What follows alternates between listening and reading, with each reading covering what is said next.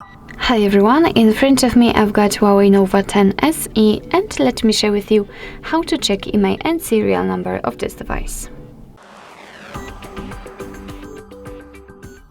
So basically we've got two different ways to check those numbers. The first one requires a secret code and the second is by using the settings, and of course I'll show you both. So let's begin with the secret code. Let's open the dialer as it is the place where we can enter it, and the code is *##06#.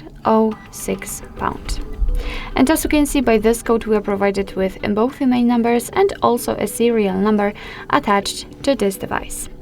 So let me tap on OK and let me go back. Right now I'd like to show you the second way of checking the IMEI number. It will be quite useful if for some reason the secret code won't work. So let's enter the settings. Here we have to scroll down to the very bottom to find About Phone. Now let's scroll down to find the status. And as you can see right here, we've got the serial number of this device. And to check the IMEI numbers, we actually don't have to enter anywhere, because I just missed that the IMEI is, let's say, kind of on the first page in the third section. So basically that's all. This is how to check IMEI and serial number in your HUAWEI Nova 10 SE.